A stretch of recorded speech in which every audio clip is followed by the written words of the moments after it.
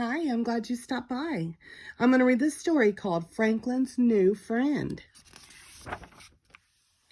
Franklin had always lived in the same house in the same town.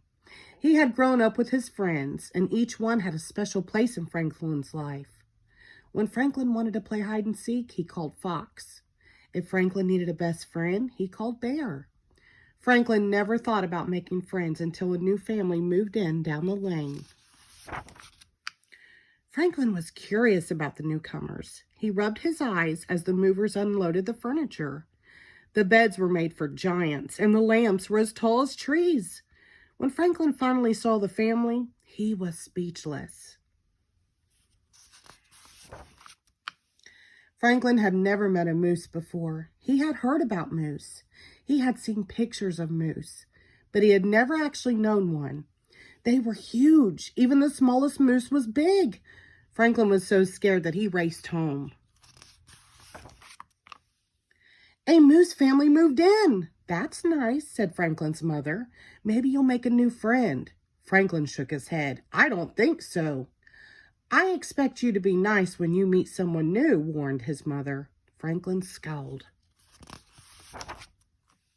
The next morning, there was a moose in Franklin's classroom. Please give a warm welcome to your new classmate, said Mr. Owl. Hello, Moose, said the class in unison. Moose mumbled hello and looked at his feet. He doesn't look very friendly, whispered Beaver. Mr. Owl told the class that Moose had come from a different place far away. Franklin, said Mr. Owl, I'd like you to be a buddy for Moose. Franklin tried to smile, but he was scared. Moose was so big. Moose didn't say a word all morning. At recess, Franklin ran outside with his friends, leaving Moose behind. But Mr. Owl reminded Franklin that he was Moose's buddy. Do you want to play? Asked Franklin. Moose shook his head back and forth. Franklin was relieved. During recess, Moose stood alone as Franklin and his friends played soccer. Fox kicked the ball too hard and it flew into a tree. Now we'll have to get Mr. Owl, groaned Bear. I've got it, cried Moose. He knocked the ball out of the tree and sent it flying to Franklin. That was good, said Fox. I guess, shrugged Franklin. Back in the classroom, Mr. Owl asked Franklin and Moose to make a poster for the bake sale. I don't need any help, said Franklin. Mr. Owl talked to Franklin alone. Try to imagine how Moose feels. He's new and he has no friends here. He's probably scared. Moose can't be scared, said Franklin. He's so big. Mr. Owl looked at Franklin. Big or little, we all get scared. Franklin thought about that. Franklin got the paints and the paper. Do you want to help me, Moose?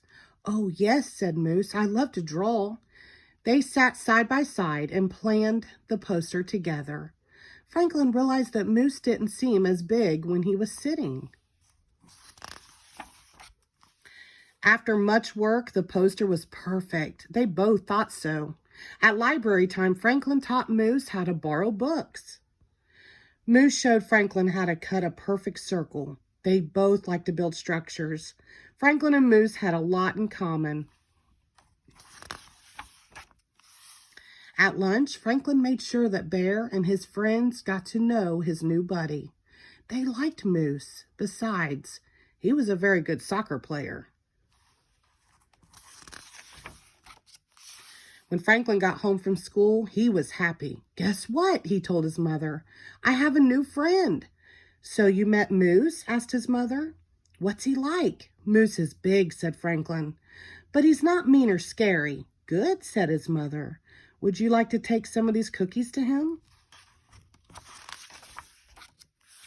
Franklin went to Moose's house. They ate all the cookies together. I'm glad you were my buddy, said Moose. I was worried that nobody would play with me. Really? Said Franklin. He could barely remember being afraid of Moose. From then on, Franklin and Moose played together all the time. Now Franklin's new friend was a special friend. The end. Thank you.